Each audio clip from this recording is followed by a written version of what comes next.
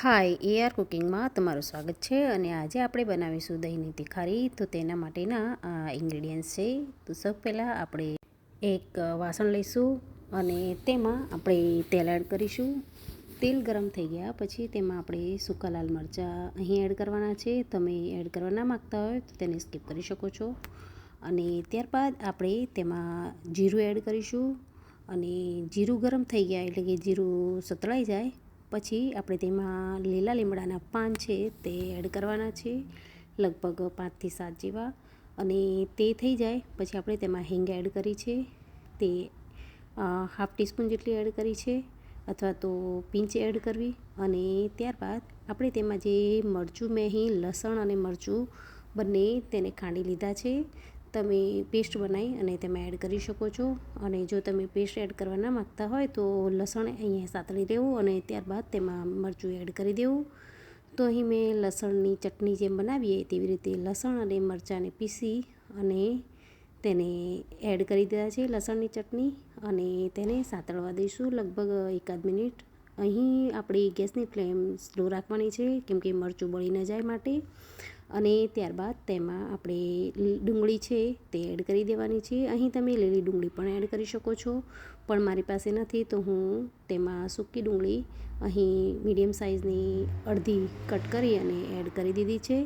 અને તેને પણ બરાબર સાતળવા દઈશું એટલે કે ડુંગળીનો કાચો સ્વાદ છે તે જતો રહે ત્યાં સુધી આપણે તેને સાતળવા દેવાની છે. અને હવે આપણે તેમાં પાણી એડ કરી દઈશું. અહીં મેં અડધી ગ્લાસ જેટલું પાણી એડ કર્યું છે, તમે વધુ પણ એડ કરી શકો છો, જેથી આપણું જે લસણની ચટણી એડ કરી હતી એટલે તે સરસ રીતે ચડી જાય અને ડુંગળી પણ સાથે ચડી જાય. અહીં મારું તેલ છૂટું પડવા લાગ્યું છે. હજુ પણ આપણે આ જે મસાલાવાળું જે લસણની ચટણી અને ડુંગળી છે તો તેને હજુ પણ આપણે એકદમ સ્લો ગેસ પર 2 થી 3 મિનિટ ચડવા દેવાનું છે. અહીં મને વધારે પાણી એડ કરવાની જરૂર લાગે છે તો અહીં હું થોડું વધારે પાણી એડ કરી દઈશ અને તેને ફરીવાર 1 થી 2 મિનિટ ચડવા દઈશ. અને હવે હું તેમાં મસાલો કરી દઈશ. તો તેમાં મેં અહીં ધાણા જીરું પાવડર 1 થી 2 સ્પૂન જેટલું એડ કર્યું છે. લાલ મરચું પાવડર મેં હજુ પણ અડધો સ્પૂન જેટલું એડ કર્યું છે.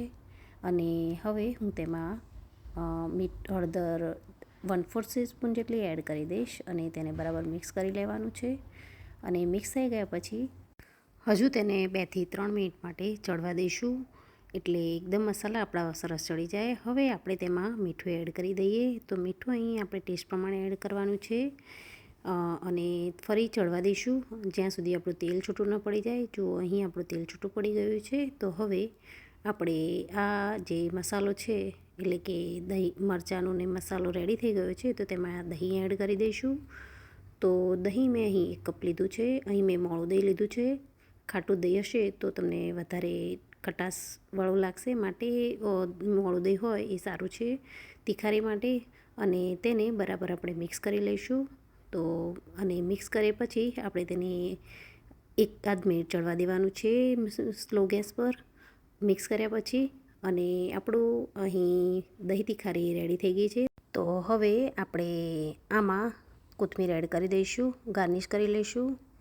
તમે જોઈ શકો છો. તો તમને મારી અહીં દહીં તિખારીની રેસીપી બનાવી અને જોવી ગમે તો તમે મારા વિડીયોને લાઇક, શેર, કમેન્ટ અને મારી ચેનલને સબસ્ક્રાઈબ કરવાનું ન ભૂલશો. Thank you.